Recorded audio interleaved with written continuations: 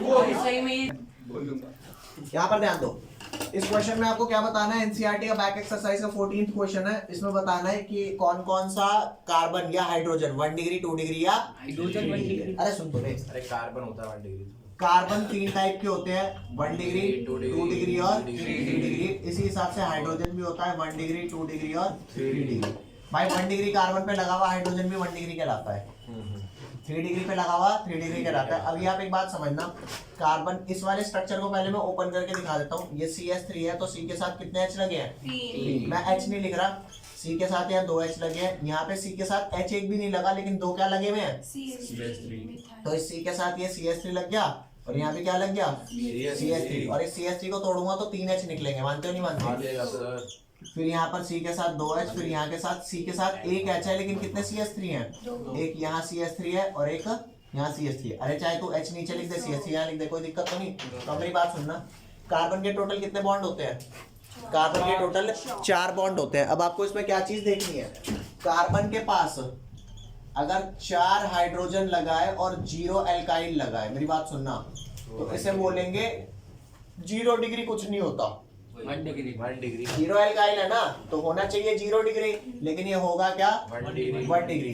Carbon के पास अगर 3 H और 1 एल्काइल है 1 डिग्री, तो 1 एल्काइल है तो 1 डिग्री, 2 H और 2 एल्काइल है तो 2 डिग्री, और 1 H और 3 एल्काइल है तो 3 डिग्री। ढंग से देखता जा भाई। और अगर 0 H और चारों एल्काइल है तो होना तो 4 डिग्री चाहिए, होता नहीं है। होना चाहिए 4 डिग्री लेकिन नहीं होता, तो क्या रहेगा? 3 डिग्री। ये होना चाहिए था 0 डिग्री लेकिन नहीं होता, समझे? तो 0 और 4 कुछ नहीं होता, 1 2 3। तो आपको ऐसे याद रखना, जितने एल्काइल उतने, अरे भाग दे भाई, ये लिख ले यहाँ पर, जितने एल्काइल, हाँ एल्काइल उतनी डिग्री। और 0 एल्काइल पे 0 डिग्री होना चाहिए, 4 एल्काइल पे 4 डिग्री होना चाहिए। तो याद रखना ना 0 होता ना 4, मिलेंगे 1 2 और 3 के बीच में। तो चेक कर रहे भैया, ओए ध्यान दे, इसलिए सबसे लेफ्ट वाला जो कार्बन है इस पे कितने H दिखाई दे रहे हैं? आपको कभी भी ना एल्काइल नहीं पहचान आएंगे, आपको डायरेक्ट कौन पहचान आएंगे? हाइड्रोजन। तो यहाँ पे 3 H दिख रहे हैं तो कितने एल्काइल होंगे? 1 डिग्री। तो 1 डिग्री आया ना, तो 1 डिग्री आया तो ये 1 डिग्री कार्बन है। इस पे कितने H दिख रहे हैं? 2 H दिख रहे हैं, तो कौन सी डिग्री हो गया कार्बन की? 2 डिग्री। इस पे कितने H दिख रहे हैं? 1 भी इसका गधे हो, अपना पैसा और चाचा ताऊ के पैसे में फर्क होता है, और चाचा ताऊ वाला अपना नहीं होता। अब मेरी बात सुन, ये इस कार्बन के H नहीं है, वो उसके चाचा के हैं, जो ताऊ के हैं, अपने नहीं है। तो कार्बन पे कितने H हैं? 1 भी नहीं। तो 4 एल्काइल हुआ ना, तो 4 एल्काइल से 4 डिग्री नहीं, कौन सी डिग्री? शेप दे 3 डिग्री। इस कार्बन पे कितने H हैं? 3 H, मतलब 1 एल्काइल ना, 1 डिग्री। इस वाले पे बता कितने हैं? 1 डिग्री। इस पे बता कितने हैं? 2 डिग्री। Very nice. इस पे बता चल 3 डिग्री। Very nice. इस पे बता 1 डिग्री। बहुत बढ़िया। इस पे बता 1 डिग्री। अब ये रटने का है। No sir. अब अगर कोई बोले 1 डिग्री कार्बन कितने हैं, तो 1 डिग्री कार्बन काउंट कर दे, और 1 डिग्री हाइड्रोजन कोई बोले तो सारे 1 डिग्री हाइड्रोजन काउंट कर दे। अरे 1 डिग्री से सारे लगे हुए काउंट करोगे? 3 इसके, 3 इसके, 3 इसके 9, और 3 इसके, और 3 इसके 9 से 15। नहीं आई बात समझ? अरे भाग दे जल्दी लिखे से, और इज्जत से लिखना, ना समझ आए सीधा मना कर, मैं आगे नहीं बढ़ूंगा जब तक तू आ नहीं बोलेगा।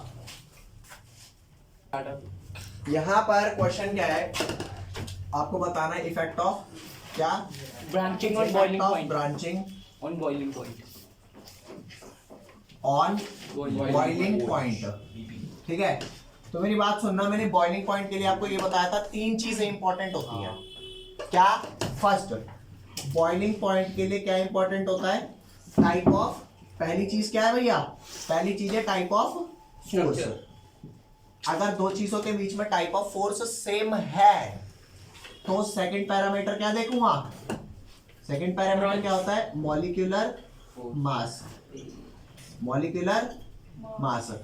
अगर टाइप ऑफ फोर्स सेम लिख ले तो मैं क्या चेक करूंगा? Molecular mass. अगर टाइप ऑफ फोर्स और मॉलिक्यूलर मास दोनों ही सेम निकले तो मैं क्या चेक करूंगा? ब्रांचिंग। क्या चेक करना है गाइस? ब्रांचिंग। आप कहोगे कि यार अभी तक मैंने कुछ समझ नहीं आया, तो आपको एग्जांपल देता हूं। सबसे पहले टाइप ऑफ फोर्स की बात करते हैं। यहाँ ध्यान देना, मान करके चलो एक डब्बे के अंदर मैंने HF रखा हुआ है बहुत सारा, और एक डब्बे के अंदर मैंने क्या रखा हुआ है, HCl बहुत सारा रखा हुआ है। तो HF जब रखा है तो दो मॉलिक्यूल के बीच में जो फोर्स होगा वो HF और HF वाला फोर्स होगा। तो यार ध्यान दे, एक HF और दूसरा HF, इनके बीच में जो फोर्स होंगे उन्हें क्या बोलूंगा, क्योंकि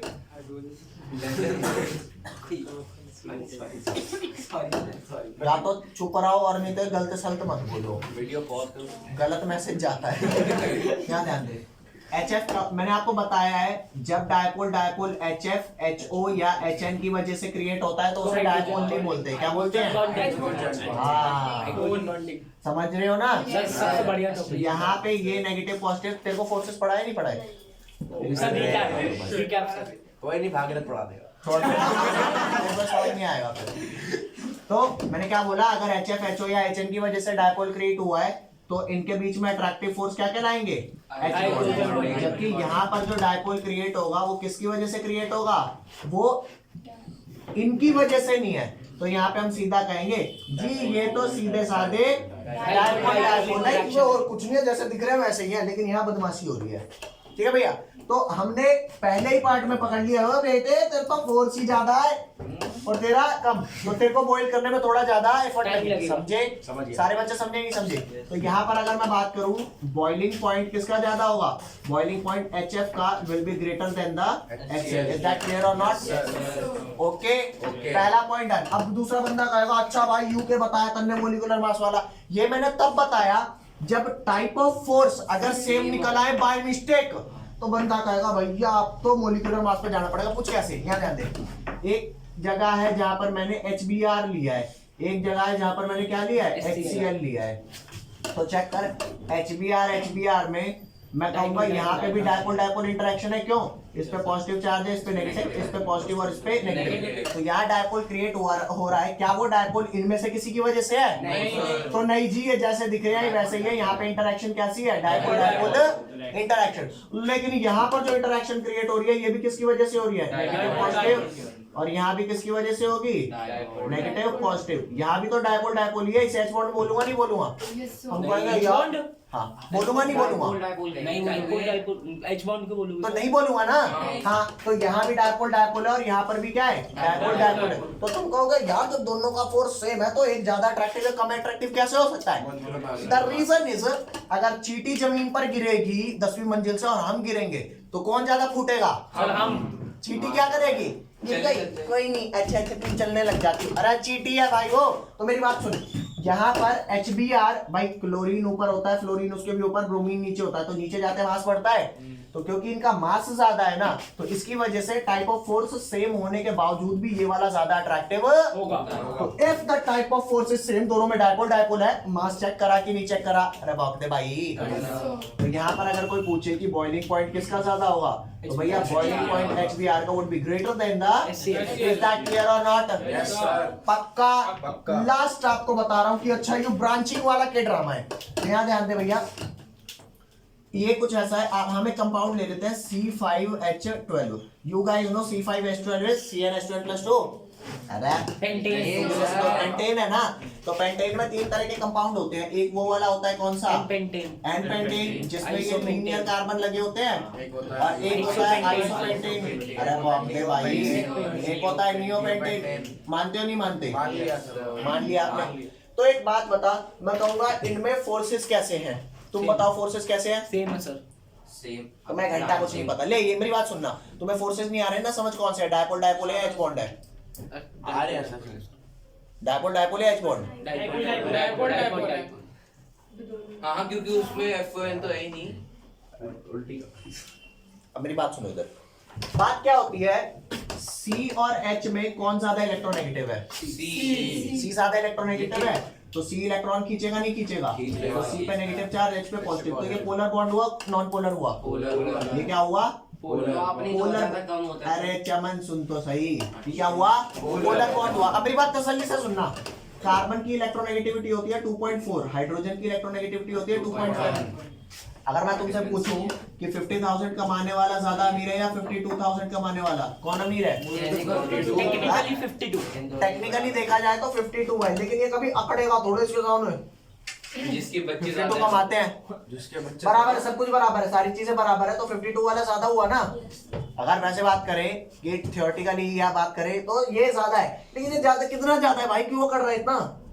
2000 तो ज्यादा कमाता है, समझ गए बात? तो वैसे मैं मानता हूं कि ये पोलर बॉन्ड है, but for all practical purpose, for all practical purpose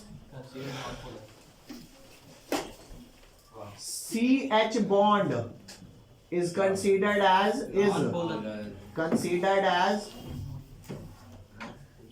non-polar. Non-polar का मतलब क्या है कि यहाँ पे पोल्स ही नहीं है। तो जहां पर पोल्स नहीं होते वो नॉन पोलर कंपाउंड होते हैं, और वैसे केस में ना डायपोल डायपोल होता है ना H बॉन्ड होता है। वहां पर कौन सा फोर्स होता है? यहाँ पर टाइप ऑफ फोर्स होता है एक, इसका नाम होता है लंदन फोर्स। लंदन फोर्स का एक और नाम होता है डिस्पर्शन फोर्स। डिस्पर्शन, मेरी बात सुनना भैया, लंदन फोर्स भी नाम होता है, डिस्पर्शन फोर्स भी नाम होता है, दोनों ही सेम बात है। तो अगर कोई पूछे भैया यहाँ कौन सा फोर्स है, CH तो सारे नॉन पोलर ही हैं, तो उसमें लंदन फोर्स है। भैया मेरी बात सुन, यहाँ पर लंदन फोर्स है। अब आप इस वाली बात को ना तसल्ली से समझो, बंदा का यार यहाँ भी CH नॉन पोलर है, नॉन पोलर तो टाइप ऑफ फोर्स तीनों में सेम हुए कि नहीं हुए? अब तीसरा कोई पूछे, अच्छा भाई यहाँ तक तो काम चला नहीं, अब मैं चलता हूँ मोलिकुलर मास पे। तो मोलिकुलर मास पे सब पे 5 कार्बन और 12 हाइड्रोजन, ससुर है यहाँ से भी हार, तो बंदा कहेगा भाई आखिरी उम्मीद ही बची। अब मेरी बात सुन, ब्रांच कहाँ ज्यादा है, इस वाले में या इस वाले में? नियोपेंटेन में, ये वाला किसमें? नियोपेंटेन में। हाँ, इस वाले में तेरी मेन चेन 3 कार्बन की है, और ये दोनों क्या कैलकुलेट होके आई? ब्रांच सब्स्टिट्यूएंट ना। और यहाँ पर तेरी मेन चेन ये है, यहाँ कितनी ब्रांच होके आई? 1, और यहाँ पर 2 ब्रांच, तो यहाँ पे ब्रांच नहीं है ना। सोच करके देख यार, 2 चीजें हैं, अगर वो लीनियर है तो वो ज्यादा ऐसे चिपक पाएंगी, या बीच में कोई आ जाए जब लीनियर लीनियर में ना, तो 2 गंदे बच्चे आग थोड़ा लगा दे। अरे यार याद ध्यान दे। तो 2 लीनियर मॉलिक्यूल अगर ये पास आएंगे तो ये ज्यादा पास आ पाएंगे या ये वाले मॉलिक्यूल? अरे ऊपर वाले सब यूं तो जैसे ही पास आएगा बीच में आ जाएगा, बंदा कहेगा तू जा यार हम पास नहीं आ पाते। अरे बोलो, तो यहाँ ब्रांचिंग होने की वजह से कांटेक्ट एरिया कम हुआ कि नहीं हुआ? और यहाँ पर क्या, यहाँ पे पास आने वाले थे, पहले तो एक ही बीच में डंगा मार रहा था, यहाँ तो यो भी है यो भी है। अरे तुम पास आने दोगे नहीं? हम नहीं आने देंगे। इसी को बोलते हैं कबाब में हड्डी, बेस्ट फ्रेंड। वो आरामी फ्रेंड होता है। ये बात समझ में आई कि नहीं आई? तो ब्रांचिंग बढ़ने के कारण उनका कांटेक्ट एरिया कम हो जाता है, सरफेस एरिया कांटेक्ट। यहाँ तो भाई ब्रांचिंग है नहीं, मस्त मस्त चिपके हुए एकदम। तो जब ये चिपके हुए हैं तो ज्यादा चिपके हैं। क्यों चिपके हैं? क्योंकि अट्रैक्टिव फोर्स ज्यादा होंगे ना। अरे नहीं आई बात समझ? तो ब्रांचिंग मोर, अट्रैक्टिव फोर्स, अबे अट्रैक्टिव फोर्स क्या बढ़ गया, लेस, और अट्रैक्टिव फोर्स लेस तो बॉइलिंग पॉइंट लेस। ये भाई बस सुन मेरी बात, ये सारा जो बताया ये समझ आए कि नहीं? पक्का? तो मेरी बात सुनना, सबसे पहले टाइप ऑफ फोर्स, ये जो अभी मैंने करा दिया ना, पूरी बार भी सेम चलेगा भाई साहब। ये ड्रामा पूरी बार भी फिजिकल प्रॉपर्टी जहां जहां आएगी सारा ड्रामा सेम चलेगा। जो तेरा फोर्सेस मिसिंग है वो मैं बता दूंगा कैसे करना है। तो कुल मिला के बात ऐसी है कि तुम्हारे को बॉइलिंग पॉइंट चेक करना है। सबसे पहले check the type of force. अगर टाइप ऑफ फोर्स सेम निकले तो वो मॉलिक्यूलर मास, अगर मॉलिक्यूलर मास भी सेम मिले तो वो विद ब्रांचिंग। अब क्वेश्चन क्या था? क्वेश्चन ये था इफेक्ट ऑफ ब्रांचिंग का बॉइलिंग पॉइंट पे क्या होता है। तो इफ ब्रांचिंग इंक्रीजेस बॉइलिंग तो कांटेक्ट एरिया क्या होगा? डिक्रीज होगा। तुम बच्चे परेशान हो गए यार, ब्रांचिंग में कदे इंक्रीज कदे डिक्रीज, बच्चा परेशान हो जाता है। तो हमेशा एक चीज याद रख कि अगर कोई चीज लीनियर है तो ही मस्त चिपकेगी। सर ब्रांचिंग है तो कम होगा ना बॉइलिंग पॉइंट। हाँ भाई, हाँ ये बताओ, लीनियर है ज्यादा चिपकेगी, अट्रैक्शन ज्यादा। ब्रांचिंग आई कम चिपकेगी, अट्रैक्शन कम। अरे समझ गए? तो चेक कर, branching increases, attractive force decreases. क्यों? क्योंकि surface area of contact decreases. अरे बक दे भाई। तो इसका आंसर कैसे लिखेंगे मैं आपको डिक्टेट कर रहा हूं, या लिख दूं यहीं पे? ले लिख देता हूं अभी, एक सेकंड यहाँ ध्यान दे। ब्रांचिंग इंक्रीजेस, इसी को इंग्लिश में कन्वर्ट कर लेना। ब्रांचिंग इंक्रीजेस, सब कुछ डिक्रीजेस, ऐसा ही कह रहा है, सब कुछ डिक्रीजेस। क्या Attractive force भी decreases. Attractive sir force? melting point भी Boiling बता दो. point decreases. Attractive force decreases. क्यों डिक्रीजेस? क्योंकि surface Surface area of area contact, decreases. Surface area of contact Decreases. Decreases. और जैसे ही surface area of contact decreases तो क्या हुआ भैया? Boiling boiling point decrease. समझ गया भैया? एक चीज बढ़ाई, लेंटर लग गए। ठीक है, चेप दे इसे जल्दी से। यो आएगा शायद एक आध नंबर का आएगा, ये इतना सारा नहीं लिखना, तने बस यो लिख के काम खत्म करना है। लेकिन ये समझ आया टॉपिक? Yes, sir. डन कर दे।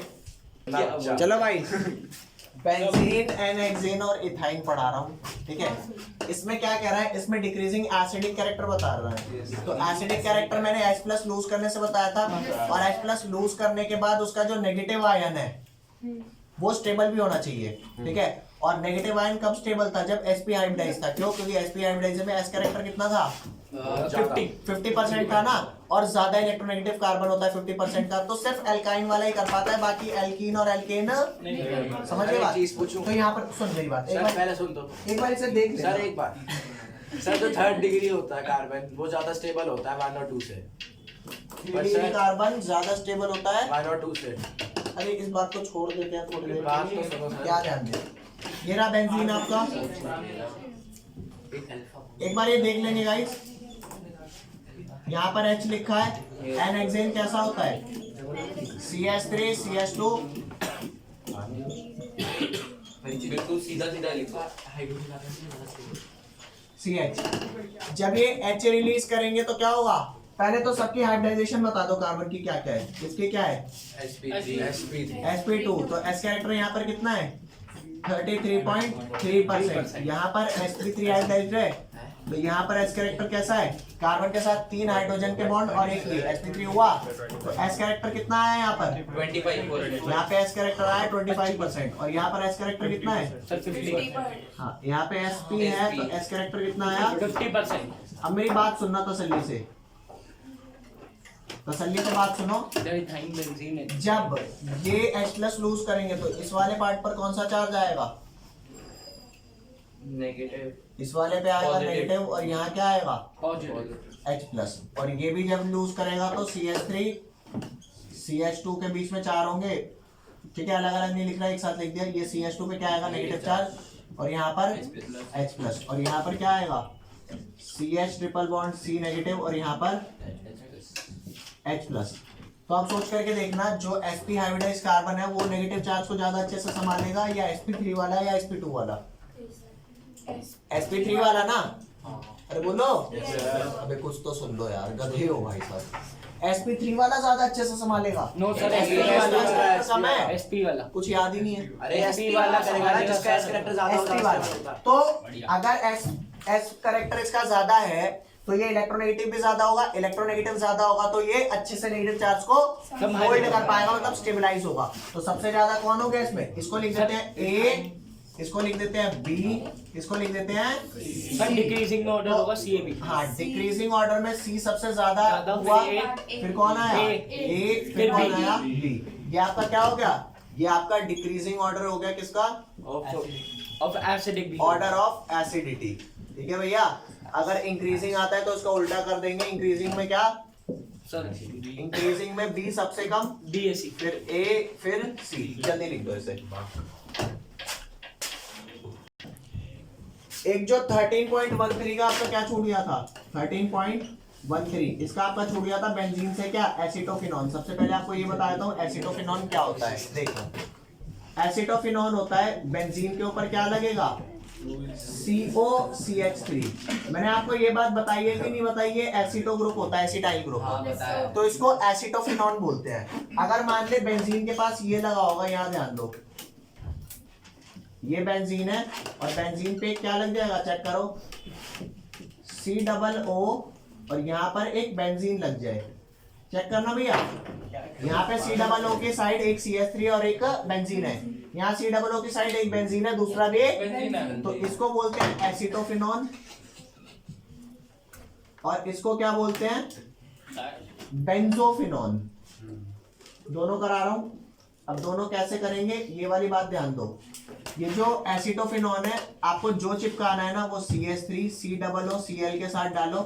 क्या होगा, ये जो Cl है वो यहाँ के लगे हुए H के साथ भाग जाएगा, Cl और H रिएक्ट कर देंगे, और Cl और H जब रिएक्ट कर गया HCl निकल गया तो ये COO आकर के यहाँ पर अटैच जाएगा। CH3 COCl डालना किससे, एनहाइड्रस AlCl3 के साथ, हीट के साथ। अगर आपको ये डालना है, ये देखो ये चिपकाना है ना, तो इस ग्रुप के साथ क्या डालोगे, ये COCl, वही अगेन क्या होगा, Cl और H चले जाएंगे, और Cl और H के जाने के साथ क्या बनेगा, ये CO ग्रुप ये वाला जुड़ जाएगा। ये डालना है आपको किसके साथ, एनहाइड्रस AlCl3 और हीट। समझ गए बात। तो एक बना बेंजोफिनॉन, ये इस वाले ग्रुप को पता है क्या बोलते हैं, बेंजीन के साथ CO को क्या नाम है, बेंजोइल ग्रुप। तो इसका नाम हो गया बेंजोइल क्लोराइड। ठीक है भैया, जल्दी लिख ले इसको।